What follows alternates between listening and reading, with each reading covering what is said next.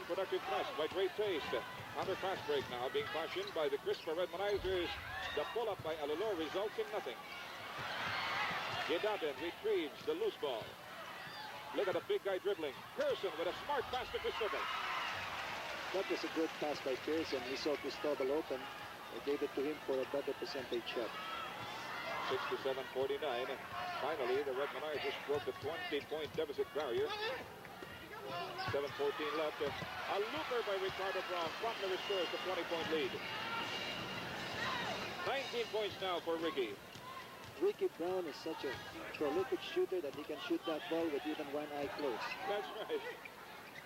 Maybe if you were staying off half the Coliseum light, you'd still find that hoop. Cristobal against a Donato air ball.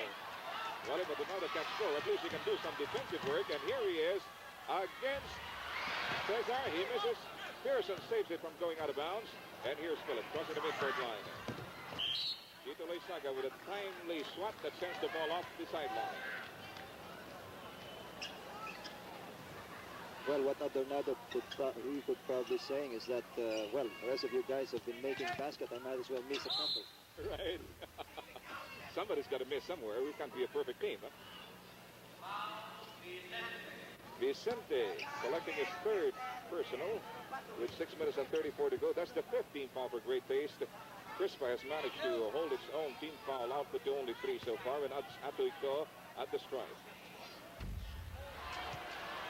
Even Atoiko can't get a free shot.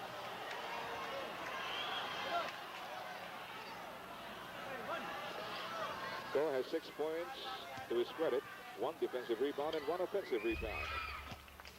A split by Atoiko cuts down the Great Taste lead somewhat to 19 points. 6.5 minutes left, third quarter. Oh, that's a 21-point again. Dazzling patterns being displayed here, anchored on a run-and-gun game by the Great Taste coffee makers. 10 points now for Alejo Alulor.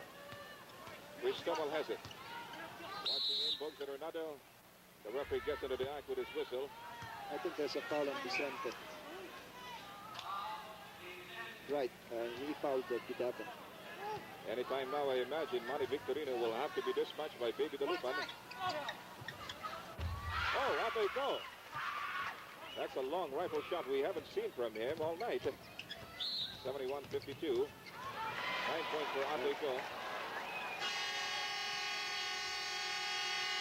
Another moratorium? Yes, it is.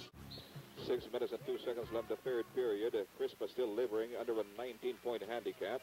There's a time for basketball and there's a time for religion. And speaking of religion, everybody's invited to attend the Jimmy Swaggart Crusade on April 6 to 8 here at the Araneta Coliseum. The April 6 and 7 meetings are set at 7 p.m. on April 8 at 3 p.m. Admission is absolutely free. 71-54, Crispa down by 17. Ricardo Brown puts it up against Mike Cristobal. Almost made it. Not quite, though.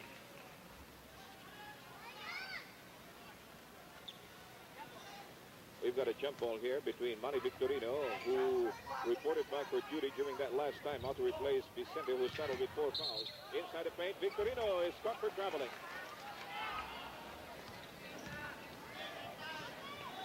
On your screen are the leading scorers. Surprisingly for Crispa, I'll go to Crispa first because they only got one man who's scoring a double figure, and that's Philip Cesar. Atoiko with 9, Gidaben with 9. While for Great Taste, we got 3 guys scoring double figures. These are Ricky Brown with 19, Carpio with 13, and Alulor with 10. Adonardo just picked up his second personal. Atoiko has it. Overhead pass to Philip Cesar at low post. He draws a triple team, puts it up anyway, and gets it. 71-56. Crispa now slowly getting back into business. They're down by only 15. Joel Banal waiting in the wings to pull somebody out of the Great Taste roster. Manny Victorino gets it over to Alulor. Ricardo Brown is quickly picked up by Mike Cristobal. So what else is new?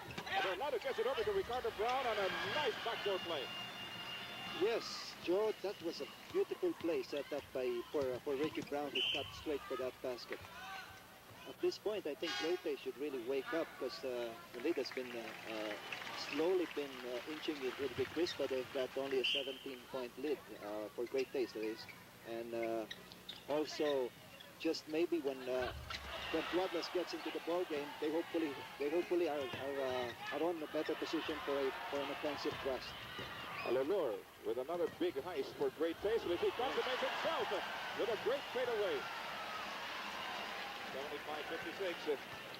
Just when Crispa was mounting a big rally, here comes the sculpture from Alejo Alolor, of all people.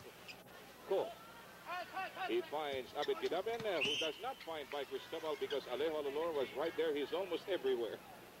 Watch how intense Great Pace is on defense. Look at how they organize themselves. Willie Pearson got a good pass. He didn't put up a good shot, and Joel Banal comes down with a leather. Here's Ricardo Brown crossing the midcourt line.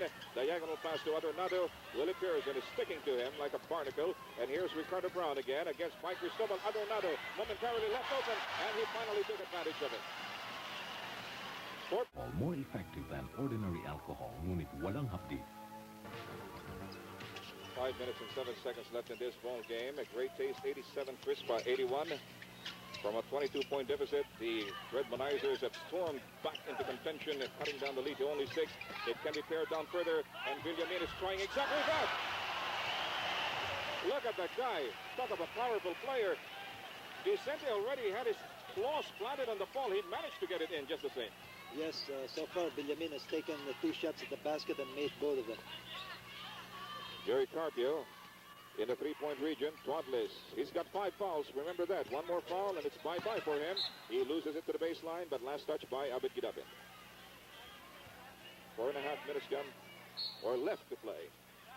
5 team fouls for Crispa, 4 for Great Pace. There was a correction made on the scoreboard by the table officials. Earlier, they put down the Great Pace team foul to 5. And that's Yoye Villamin with a second consecutive spectacular shot.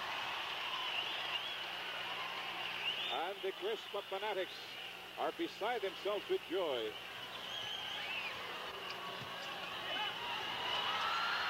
A fadeaway by Jimmy Manansala.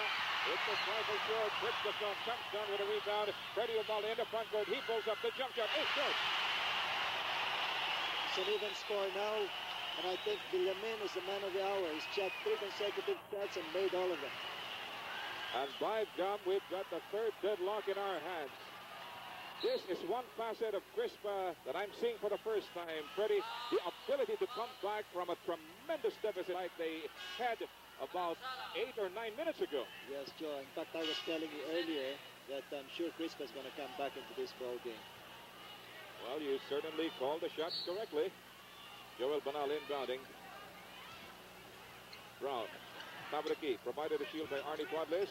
Now by Joey Carpio, but he's still not free to take a shot. The Crispa defenders are really tightening up. Inside, we've got Victorino with another Houdiniac. That was a powerful shot by Victorino. He used the glass.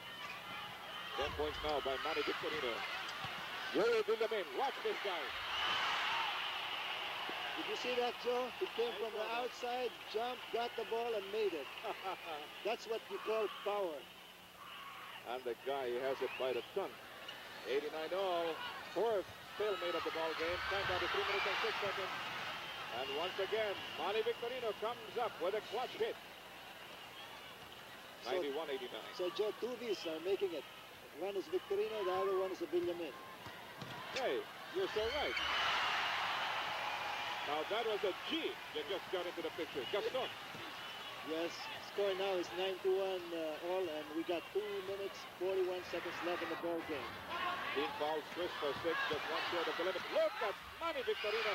He was almost ready to stop it in, but he was stopped dead on his tracks by smart defending on the part of Yoye Villamin. Ubalde to Limenbeng. Limenbeng motions to his teammate to join them on the front court. They should have done that. And what gives you? There's a foul on Tuadlas. That would be his last foul, Joe. That's the end of the line for Arnie Tuadlas.